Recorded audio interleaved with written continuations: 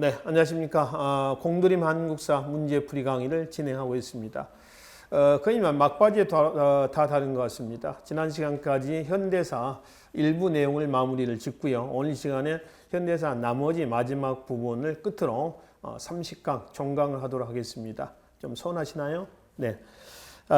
제가 지난 시간에 462쪽까지 한번 살펴봤습니다. 그렇죠? 오늘 시간에는 463페이지 27번부터 해서 마무리를 짓도록 하죠. 바로 27번 문제 보기로 하겠습니다.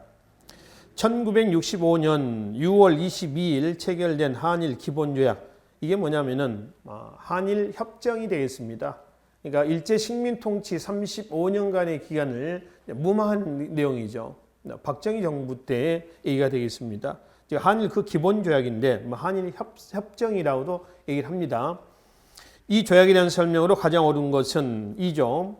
1910년 8월 22일 및 그 이전에 대한제국과 일본 제국 간에 체결된 모든 조약 및 협정이 이미 무효임을 확인한다 했습니다. 그러니까 1910년 8월 22일은 국치일입니다. 8월 원래 29일이에요. 29일 날 공표를 한 날짜고요.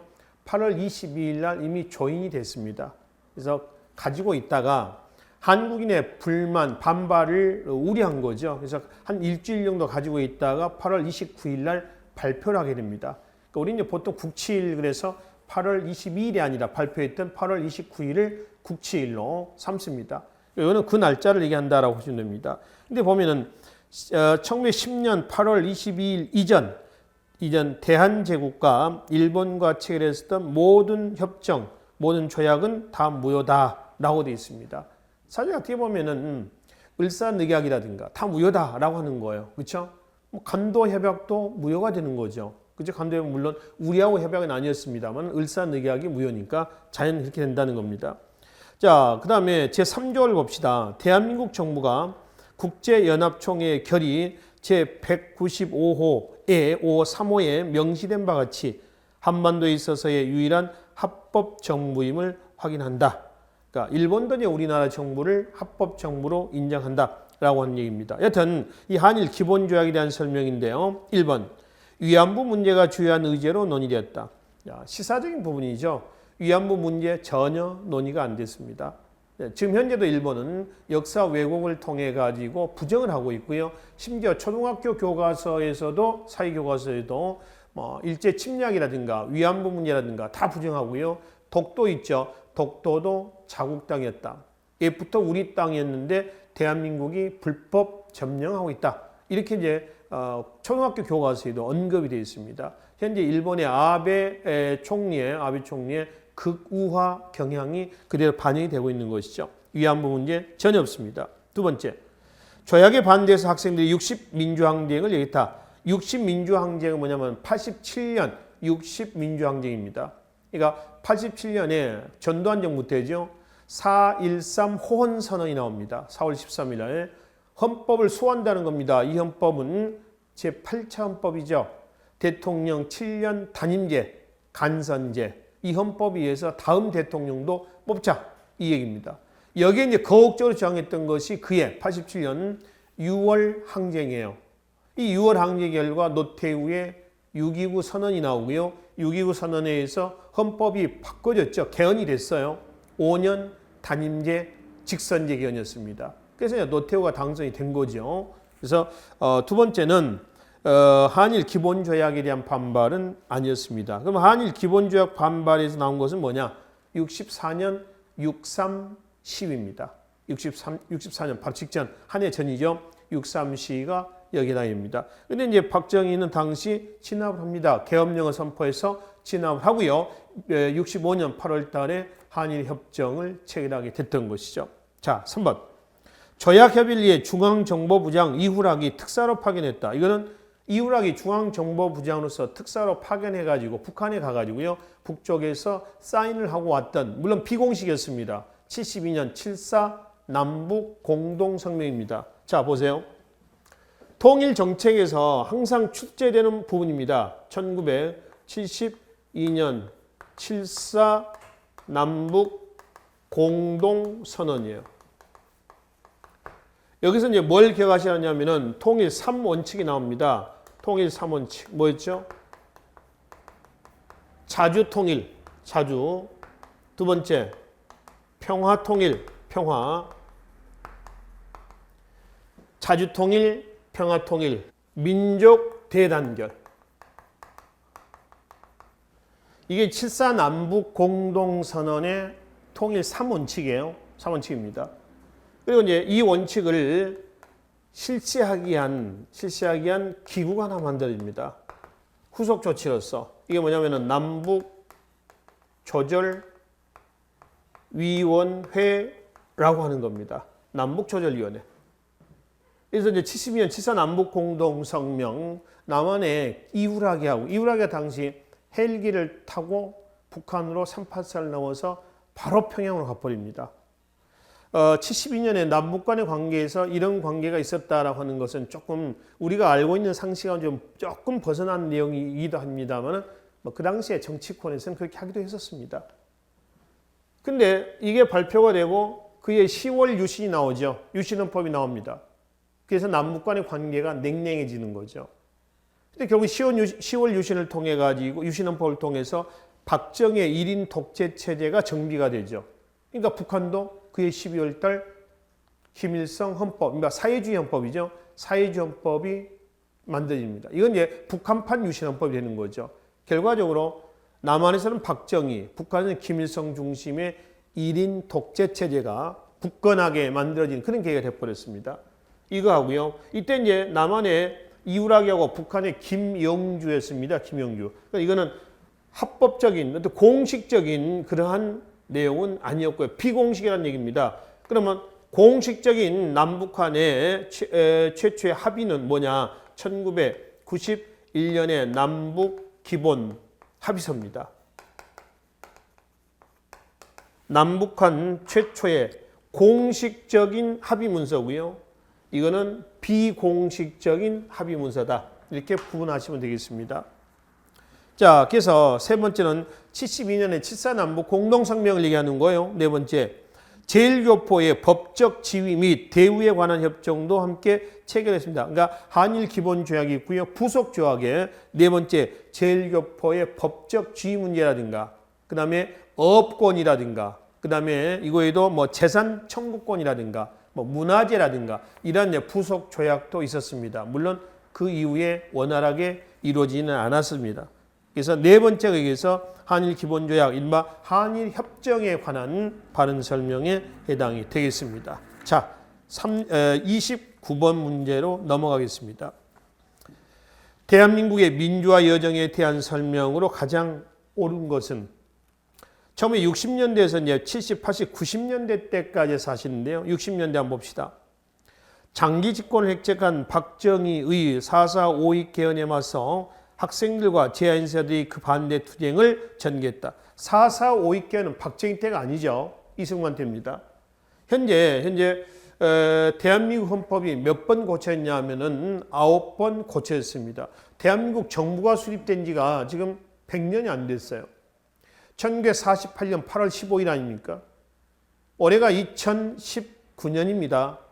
그러면 1948년에서 2019년까지예요. 한 80년 가까이 됐습니다. 그렇죠? 근데 헌법은 9번. 그러니까 평균 한 8년에 한 번씩 바뀌었다는 거예요. 그러니까 헌법이 가지고 있는 구조적인 모순 때문이 아니라 특정 개인의 정권 연장, 권력 연장하려는 그런 의도하고 관련이 되어 있다라고 하는 거죠. 그 중에 대표적인 것이 이승만 때 2번 있고요. 2번 있고 박정희 있죠. 박정희 때에 2번이 나옵니다. 이승만 때 2번이란다면 1차 개헌과 1952년입니다. 그다음에 2차 개헌이 있습니다. 1954년이죠. 박정희 때 2번은 6차 개헌입니다. 1969년이고요. 7차 1972년에 해당이 되겠습니다. 이게 뭐냐 그러면은 1차 1952년에 이게 발췌 개헌이에요. 발췌 개헌입니다. 2차 1955년의 개헌이 4.4 5.2 개헌입니다. 반올림에서 이제 부결된 걸 가결시킨 겁니다. 그러니까 일본의 4.4 5.2 개헌은 사고는 3선 제한이었던 중임 제한, 그러니까 초대 대통령에 한해서 중임 제한을 철폐한다, 없앤다라고 하는 겁니다. 내내 해먹겠다는 거예요. 이게 4.4 있겠냐, 이승만인데. 6차 이게 뭐냐면 6차는 삼선개헌입니다. 3번까지 해먹을 수 있다는 거예요. 삼선개헌. 이건 뭐죠? 유신헌법이에요. 이게 특정 개인의 정권 연장 의도와 관련된 헌법 개헌이다라고 하는 것이죠. 2번, 70년대 때 유신개헌을 통해 유신헌법 나오죠. 평화적으로 민주화를 추진할 수 있는 법률적 기틀을 제공했다. 유신헌법이 평화적인 정권 연장, 권력의 이양과 관련되어 있나요? 아니죠. 이거는 종신 대통령체입니다. 말 그대로 죽을 때까지 해먹는 거예요. 통일주체 국민회의에 일종의 통일주체 국민회의라고 하는 어떤 밴드가 있습니다. 어떤 모임이 있단 말이에요. 거기 대의원들이 구성이 돼서 대의원들에 의해서 대통령을 선발하는 거죠. 간선제죠. 그럼 통일주체 국민회의라고 하는 그 단체의 장은 누구냐 이거예요. 장은 바로 박정희였습니다. 그럼 누구를 투표하겠어요? 누굴 찍어주겠냐는 얘기예요. 그 모임의 장을 찍어줄 거 아닙니까? 대의원들이. 그렇죠? 이거는 계속 해먹겠다는 거지. 평화적인 정권 어떤 그 교체의 초석을 다져놓는 조치는 아니다. 이 얘기입니다. 자, 80년대. 6월 민주항쟁. 이게 이제 앞에 나왔었던 87년 6월 민주항쟁입니다. 이거의 결과가 6.29 선언으로 나왔죠. 그래서 6월 항쟁을 통해 군사정권을 종식시키고 선거를 통해 문민정부가 출범하였다 했습니다. 이 문민정부는 어느 정부예요? 김영삼 정부예요. 그럼 김영삼 정부는 92년 12월 대통령 선거입니다. 14대 선거예요. 그리고 93년 2월 달 취임을 하죠. 그래서 5년 가죠.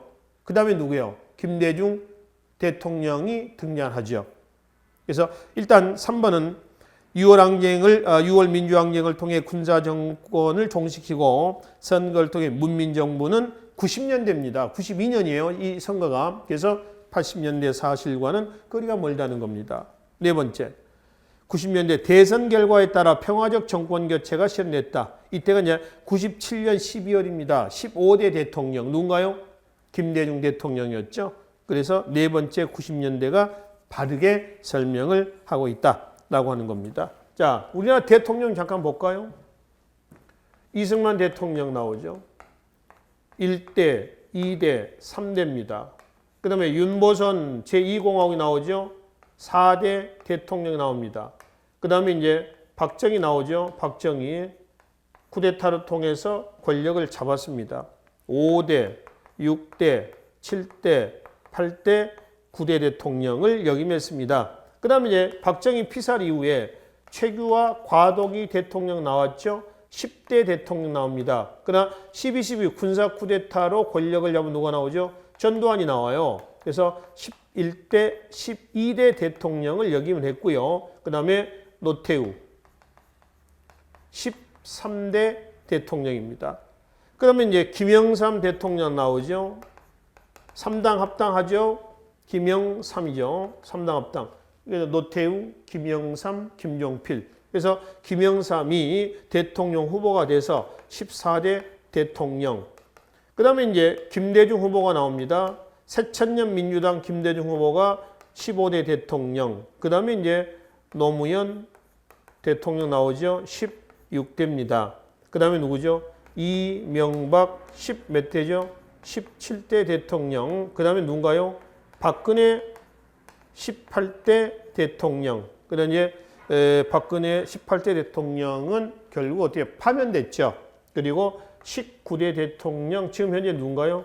문재인 대통령 19대 대통령이 되겠습니다. 이제 이렇게 진행이 되고 있는 상황이다. 이렇게 보시면 되겠죠. 자, 31번 문제로 바로 넘어가도록 하겠습니다. 가나 사이에 있었던 사실을 옳은 것은 현대사 기출문제가 거의 이런 식이죠. 한국사 능력 검정 시험에 현대사 기출 문제도 이런 식입니다. 그러니까 특정 사건의 연대, 시기를 좀 정리하시면 될 것 같습니다. 가보겠습니다. 남북과는 자주평화 민족적 대단결의 통일 원칙과 원칙을 명시한 7.4 남북공동성명을 발표했다. 7.4 남북공동성명, 자주통일, 평화통일, 민족 대단결, 남북조절위원회에서 72년이죠. 두 번째, 남북 기본 합의서입니다. 91년. 이게 얘기죠. 그렇죠? 남북한은 유엔에 동시 가입했고 91년 9월 달에 가입을 해요. 같은 해에 남북 사이의 화해와 불가침 교류 협력에 관한 합의서 이른바 남북 기본 합의서를 채택하였다 그랬죠. 91년입니다. 문제는 72년에서 91년 요 사이에 있었던 사실로서 옳은 것은 얘기죠. 1번 제2차 경제개발 5개년 계획 시작입니다. 67년이죠. 이거는 1차 경제개발 계획이 1962년 군사정부기 때부터 시작이 됩니다. 5개년 계획이니까 2차는 몇 년부터요? 1967년부터가 되겠죠. 그렇죠? 67년. 그럼 60년 가 이전이죠. 두 번째 5.18 민주화운동, 광주 민주화운동을 얘기를 합니다. 몇 년이죠? 1980년입니다. 이 사이에 들어가지요. 세 번째 금융실명제 김영삼 정부 때요. 그래서 1993년입니다. 금융실명제. 그리고 금융실명제는 자기 이름으로만 통장을 개설하는 겁니다. 물론 편법을 써서 지금도 통장을 빌려주고요. 그렇게 해서 금융실명제법을 위반해 가지고 구속되는 경우도 있고 이렇습니다. 범법이죠. 물론 금융실명제 시대에 해서 다 자기 이름만 된 건 아니다. 이건 법적인 거니까요. 네 번째 4.19 혁명이었습니다. 1960년 3.15 부정선거에 따른 반발. 그래서 이승만, 조병호 후보, 그죠? 그 다음에 이제 조병호 후보가 갑자기 미국에서 서거하면서 죽으면서 이승만이 대통령에 당선이 됐는데 문제는 3.15 부정선거는 부통령, 장면, 이기붕. 그래서 장면과 민주당의 자유당의 이기붕이를 당선시키기 위한 부정선거였습니다. 60년이죠. 여기에 따른 반발이 4.19 혁명으로 나왔다라고 하는 것이죠. 이건 60년입니다. 그래서 가나 사이에 있었던 사실은 2번 80년 5.18 광주 민주화운동이 여기에 해당이 되겠습니다. 자, 33번 보겠습니다. 다음 합의문에 대한 설명으로 옳은 것은 쌍방은 오랫동안 서로 만나보지 못한 결과로 생긴 남북 사이의 오해와 불신을 풀고 긴장의 고조를 완화시키며 나아가서 조국 통일을 촉진시키기에 다음과 같은 문제들의 완전한 견해 일치를 보았다. 자, 1. 쌍방은 다음과 같은 조국 통일 원칙대 합의를 보았다. 첫째, 통일은 외세에 의존하거나 외세 간섭을 받음이 없이 자주 전한다. 자주 통일. 두 번째, 통일은 서로 상대방을 반대하는 무력 행사에 의하지 않고 평화적 방법으로 실현해야 한다. 평화 통일. 그리고 뭐냐면은 민족 대단결. 이거를 실시하기 위한 뭐죠? 남북 조절위원회 설치. 이 얘기입니다. 그렇죠? 그래서 이게 72년 74 남북 공동선언이에요. 1번 봅시다. 남북 기본 합의서와 동시에 작성된 문서이다. 이건 자주 나옵니다.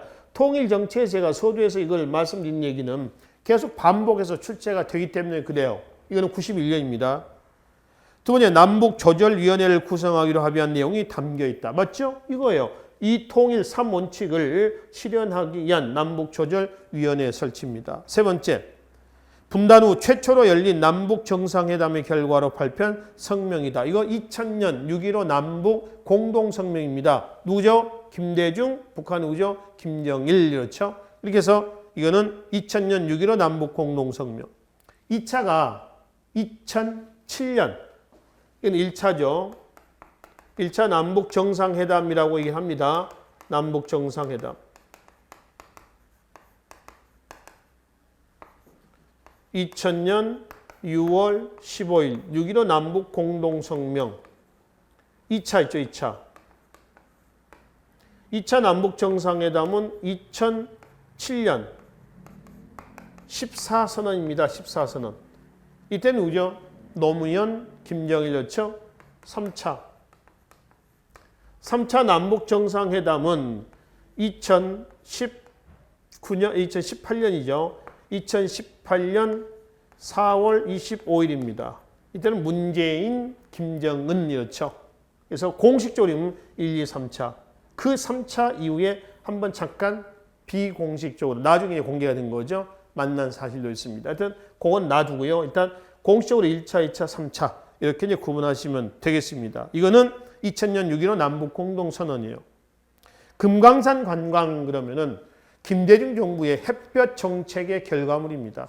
김대중 정부의 햇볕 정책 결과물이다. 그건 이제 김대중 정부 때 이제 제1차 남북 정상회담이 열리고 그러지 않습니까? 이때 이 김대중 정부의 통일 정책이 뭐죠? 햇볕 정책이잖아요. 그 햇볕 정책의 결과물이라는 얘기입니다.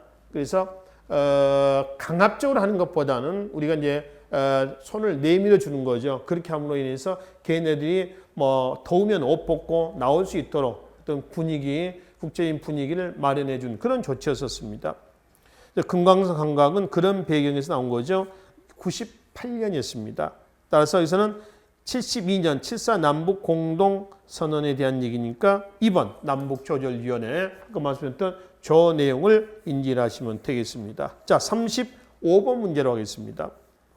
다음과 같은 조항을 직접 포함하고 있는 것은 이게 뭐냐면은 91년의 남북 기본 합의서예요. 남북은 서로 상대방의 체제를 인정하고 존중한다. 남과 북은 상대방에 대하여 무력을 사용하지 않으며 상대방을 무력으로 침략하지 않는다 했습니다. 이게 남북 기본 합의서의 주 내용입니다. 1번 7.4 남북 공동성명 72년이라고 그랬죠. 2번 남북 기본 합의서고요. 최초의 공식적인 남북한 합의 문서입니다. 자, 3번은 2000년이죠. 2000년 6.15 남북 공동선언. 그 다음에 네 번째 14 남북 정상회담. 이게 뭐죠? 제2차 남북 정상회담에 해당이 되겠습니다. 그죠? 그래서 2번이 35는 2번이 여기에 해당하는 내용이다 라고 이제 보시면 되겠습니다. 자, 37번 문제로 바로 넘어갑시다. 보기 1에 과와 나가 발표된 시기의 사이에 있었던, 그러니까 가가 뭐냐 그러면 앞에 눈이 나왔던 70년 7.4 남북 공동성명이에요. 나번은 2000년 6.15 남북 공동선언인데 두 번째 밑줄 좀 그어놓으실래요? 남측의 통일 방안하고 북측의 통일 방안이 나와 있죠. 2000년 6.15 남북 공동선언에서 남측의 통일 방안을 뭐라고 그래요?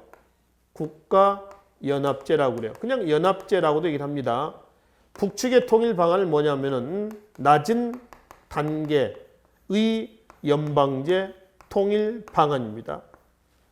그 국가연합제라고 하는 것은 어떤 통일 방안이냐면은 1민족, 1국가, 2체제, 2정부안입니다.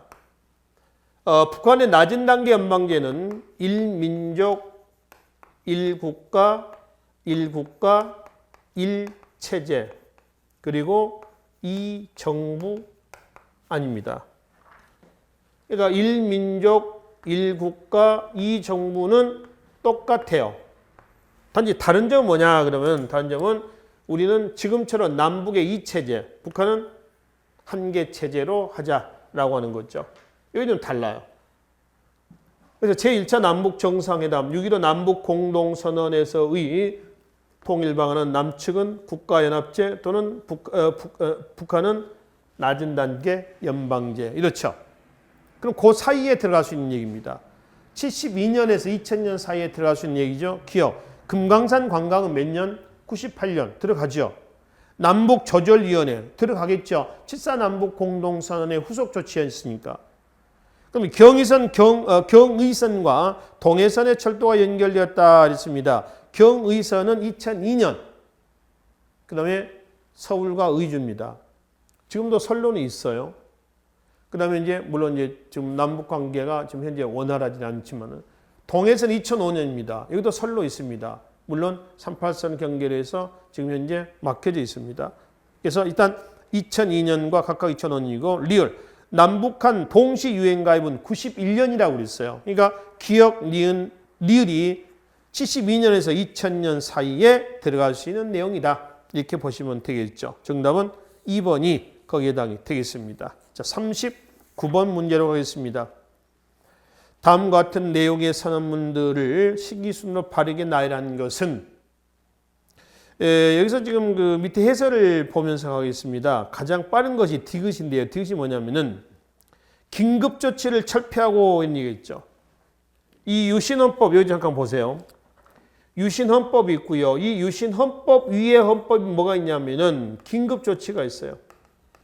이 긴급조치는 제1호부터 막 9호까지인가 아마 발표가 됐을걸요. 헌법 위에 헌법이다라고 보시면 됩니다. 긴급조치는. 그래서 일반인들의 눈과 귀와 코와 입을 다 틀어막는 거예요. 다 틀어막는 거. 이게 긴급조치입니다. 그러니까 이때 이제 포장마차에서 예를 들어서 소주 한잔 하면서 말이죠. 뭐 정치 얘기하거나 그러면은 바로 잡혀갑니다. 그런 시절이죠. 긴급조치. 그래서 디귿이 뭐냐면은 우리는 국민의 자유를 억압하는 긴급조치를 철폐하고 국민의 의사가 자유로이 표현될 수 있도록 언론 출판의 자유를 국민에게 돌리라고 요구한다 그랬죠. 1976년 3.1 민주구국선언입니다. 76년 3월 1일이에요. 그래서 민주구국선언이고요. 두 번째가 기억으로 하겠습니다. 기억이 민정당 창당선언문입니다. 81년입니다. 민주정의당을 얘기합니다. 전두환 얘기하는 거예요. 이제 새 시대의 진군을 알리는 민주정의의 횃불을 밝다. 그래서 이 당 이름이 민주정의당이야. 그래서 이 민주정의당의 창당선언문이에요. 정의사회를 구현하고 통일 민주복지국가를 건설하는 우리의 꿈을 실현할 민족 대행진이 시작되었다 그랬죠. 그 다음에 니은 보겠습니다. 니은이 87년 60만세 운동입니다. 60민주항쟁 선언문입니다. 그러니까 4.13 호원 조치에 따른 반발이라고 말씀드렸죠 앞에서. 그 다음에 마지막이 리을입니다. 리을은 뭐냐 하면은 이런 전교조 발기문입니다. 전국 교직원 노동조합 그 조직에 있었을 때 그 발기문이에요. 이거는 1989년이 되겠습니다. 전교조라고 얘기를 하죠. 전국 교직원 노동조합을 얘기를 하고 있습니다. 그래서 순서대로 디귿, 기역, 니은, 릴 1번이 거기에 해당이 되겠습니다. 자, 41번 문제로 넘어가죠. 복의 사건을 시간순으로 바르게 나열하는 것은 자, 디귿 박종철 고문치사 사건 87년 1월입니다. 이거 보실래요? 87년 1월 탁친이 억하고 죽었다. 이렇게 되어 있죠. 박종철 고문 치사 사건이에요. 이거는 1986년부터 일고 있었던 개헌 논의가 있었습니다. 그런데 87년 1월 달에 박종철 등이 잡혀가서 고문을 당해서 죽은 사건이 터졌어요. 그래서 이제 개헌 논의가 이제 일어나면서 혼란해집니다. 그때 1987년 4.13 뭐가 나오냐면 전두환의 호원 선언이 나오는 거죠. 여기에 따른 반발이 87년입니다. 여전히 87년 뭘로 나오냐 하면은 6월 민주항쟁으로 나옵니다. 그 6월 민주항쟁의 결과 결국 노태우가 손을 들었죠. 그래서 6.29 선언이 나왔고 대통령 5년 단임제, 그렇죠? 직선제. 그래서 이 헌법에 의해서 노태우가 당선이 됐습니다. 몇 대 대통령으로 당선이 됐냐 그러면은 아까 말씀드린 몇 대? 13대 대통령에 취임을 하게 된 거죠. 그렇죠? 그 얘기입니다. 그러면은 지금 디귿 박종철 고문치사 사건이 87년 1월이고요.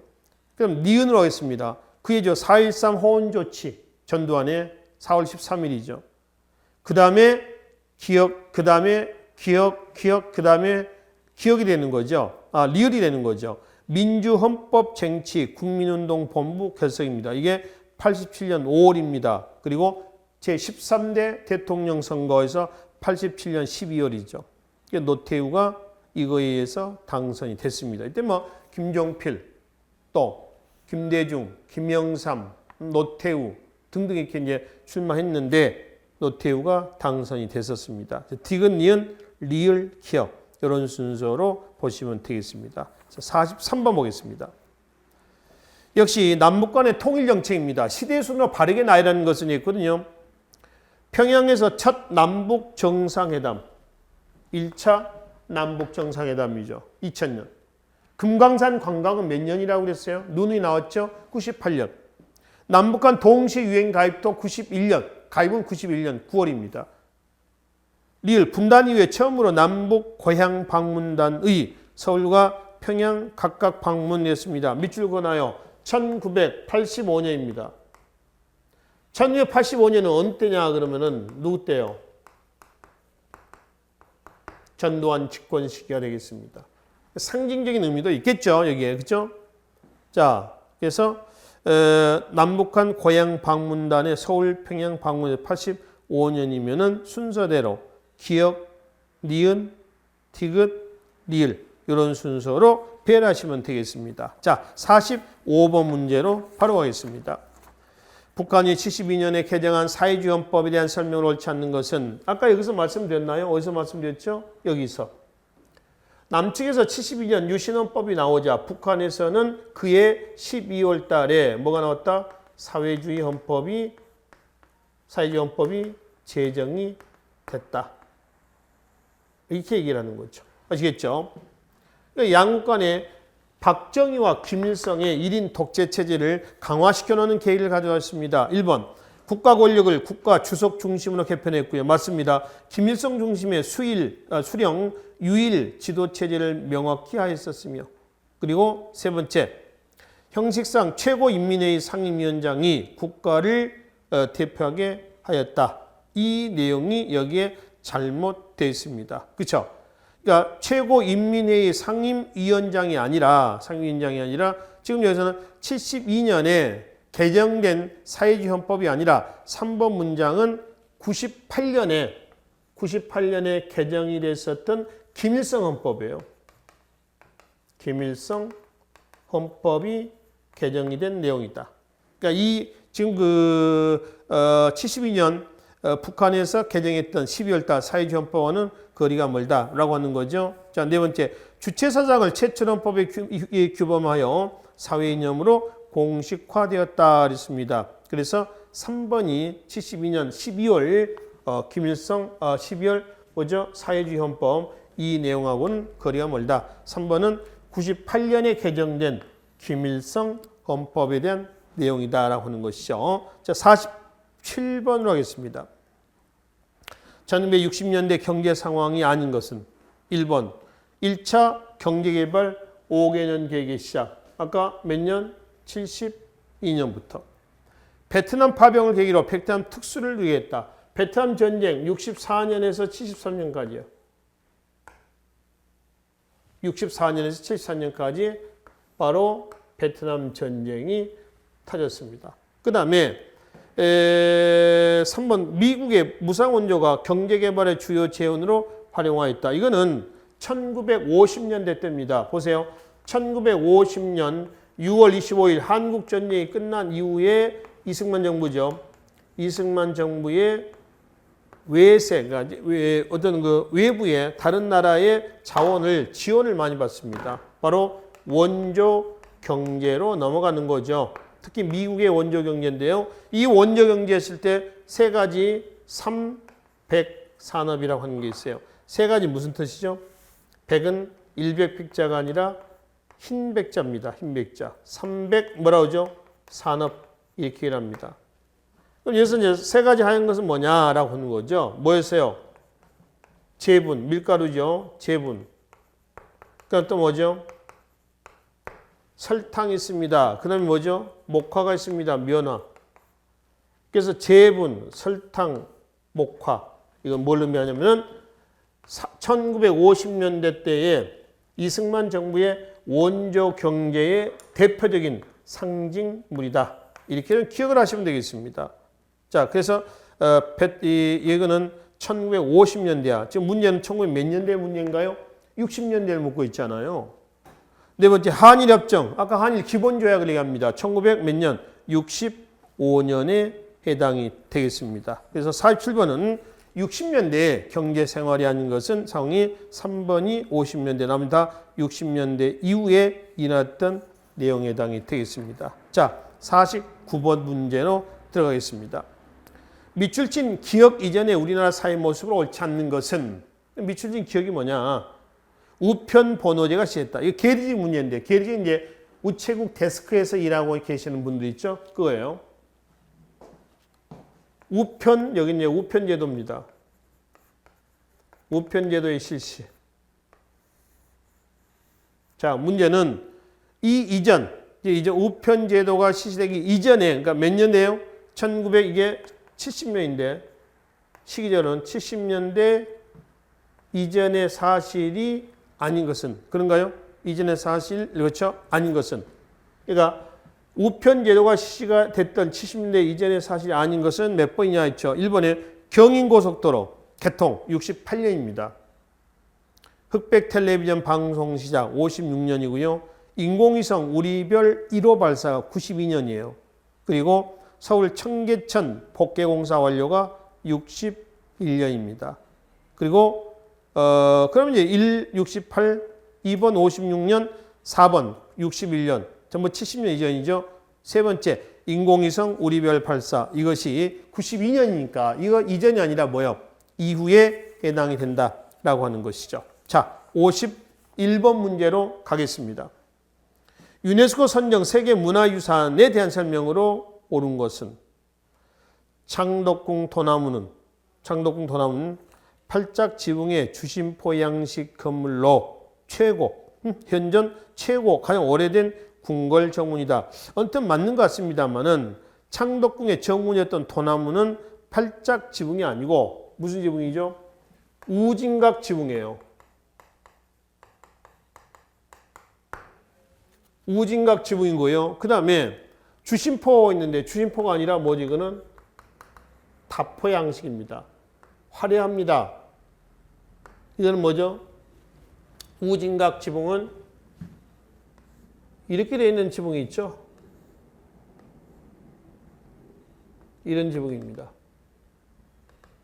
이런 지붕이에요. 이거 우진각 지붕이라고 하고요. 그 다음에 이렇게 나온 거 있죠. 이제 팔짝 지붕이라고 하죠. 팔짝 지붕. 그렇죠? 그 다음에 이렇게 되어 있는 지붕이 있습니다. 이렇게 되어 있는 것이 뭐죠? 바로 맞배 지붕입니다. 맞배 지붕. 맞배 지붕이고요. 우진각 지붕은 여기가 이렇게 측면이 되어 있고요. 이렇게 되어 있는 지붕이 있어요. 그림이 좀 엉성합니다만 이걸 우진각 지붕이라고 그래요. 우진각, 팔짝, 그 다음에 이렇게만 있는 것은 맞배 지붕. 이렇게 지붕 양식을 한다는 거죠. 그러니까 창덕궁 도나무는 팔짝 지붕이 아니고 우진각 지붕에 주심포 양식이 아니라 주심포, 공포 양식이 합니다. 다포, 주심포 그러죠. 다포는 원나라 영향을 받은 거죠. 그래서 그는 우진각 지붕, 우진각의 다포 양식이다 이렇게 얘기합니다. 두 번째, 종묘의 영령전에는 추나추동과 섣달에 맞춰 5차례 제사를 지낸다 그랬습니다. 종묘는 뭐 하는 곳이에요? 역대 왕실의 위패를 모셔놓은 곳이 어디야? 종묘죠. 그렇죠? 종묘 사직 그러잖아요. 서울을 수도 건설할 때 조선 건국 이후에 좌, 묘, 우, 사의 원칙이라고 그랬죠. 좌는 동쪽이에요. 좌, 동쪽, 종묘. 서쪽 어디요? 사직, 사단과 직단이 있잖아요. 토지의 신과 오곡의 신에게 제사를 지내는 걸 얘기합니다. 그래서 종묘는 영령전과 정전이 있는데 영령전이 아니고요. 정전에서 추나추동과 섣달에 맞춰서 5차례 제사를 지냈다. 이렇게 해야 돼. 즉 영령전이 아니라 정전입니다. 역대 왕실의 왕과 왕비 왕실의 어떤 그 공신대 위패를 모셔놓고 제사를 지내는 겁니다. 정전은 단일 건물로서는 가장 넓은, 가장 긴, 이게 109m인가 아마 100m가 넘어요. 그건 110m 정도 될 겁니다. 길이가. 그럼 처음부터 110m냐? 그렇지는 않고요. 처음에는 이만큼입니다. 근데 이제 계속 왕이 늘어나면서 계속 증축이 되는 거죠. 늘어납니다. 그러면서 이거 가지고는 안 되겠다 해서 이제 그래서 세종대 가면 영령전이 만들어져요. 근데 제사는 어디서 지냈냐? 영령전이 아니라 어디서? 정전에서 제사를 지낸다라고 하는 것이죠. 세 번째, 불국사는 법화경의 사바세계, 무량수경의 극락세계, 화엄병의 연화장세계를 형상화한 사찰이었다. 맞죠? 이거는 유네스코 세계 문화유산 맞습니다. 그리고 물론 일본의 창덕궁이라든가 일본의 종묘도 다 유네스코 세계문화유산이긴 합니다. 네 번째, 합천의 인사 창경판전은 온도, 습도, 통풍을 일정하게 유지하기 위해서 판전창의 크기를 동일화했다. 아니다. 보세요. 여기에 이제 벽이 있습니다. 벽. 그리고 여기에 지붕이 이렇게 있다라고 한다면은 창경각을 얘기합니다. 위에는 창이 작고요. 밑에는 이렇게 커요. 그 창살은 어떻게 했냐면은 가로가 아닙니다. 창살은 다 뭐죠? 세로로 창살이 있습니다. 그러니까 위에는 작고 밑에는 뭐 하다는 거죠? 크다. 이런 얘기지. 여기처럼 지금 판전창의 크기를 동일했다. 동일하겠다라고 하는 건 아닙니다. 이런 식이에요. 환기가 잘 되게 하기 위해서입니다. 습기도 제거하고 그래서 대장경 판이 오래 보존될 수 있도록 하기 위한 그런 목적이었습니다. 그래서 여기서 유네스코 세계문화유산에 대한 바른 설명은 그러면 3번이 바른 설명에 해당이 되겠습니다. 자, 53번 역시 유네스코 세계문화유산을 묻습니다. 유네스코에 등재된 문화유산으로 옳게 연결된 것은 문화유산 영산제, 창덕궁. 영산제는 불교의 그 어떤 49제와 같은 행사입니다. 이거는 문화유산이 아니라 뭐죠? 무형유산이에요. 여러분들이 구분하시라고 그랬죠? 기록유산하고 또 뭔가요? 문화유산하고 또 뭐가 있죠? 무형유산이 있습니다. 그리고 자연유산이 있어요. 이거 뭐 외우실 필요 없습니다만은 봤을 때 이거는 기록유산이다. 이건 문화유산이다. 이거는 무형유산이다. 이거는 자연유산이다. 이거 구분을 할 수 있어야 돼요. 아시겠죠? 자, 그래서 지금 여기서 영산제는 문화유산이 아니라 영산제 무형유산이야. 사찰에서 계속 계승이 내려온 거죠. 창덕궁하고요. 세 번째 해인사 장경판전. 장경판전은 아까 팔만대장경 등을 보관하는 창고예요. 이거지. 그래서 창덕궁과 해인사 장경판전은 문화유산입니다. 이번에 강강술래, 아리랑, 무형유산 맞습니다.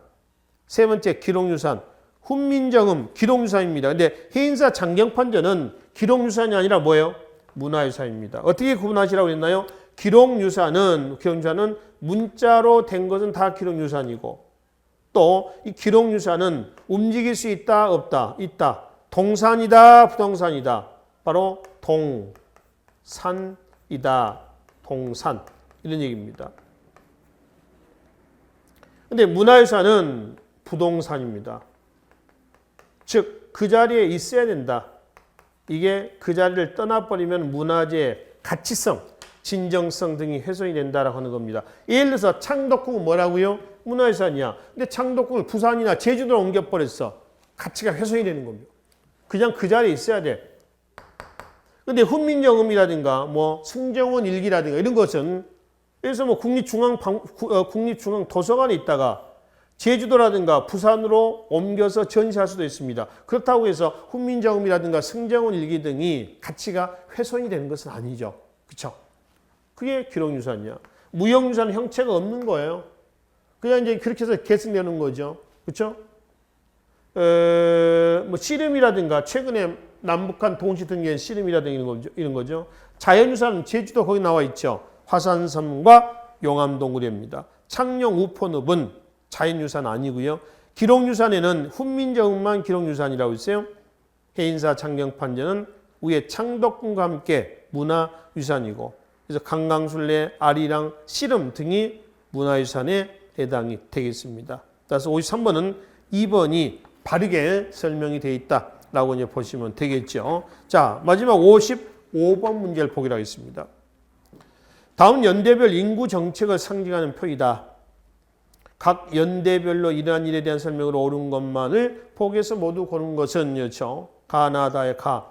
덮어놓고 낳다보면 거짓골을 못 면한다.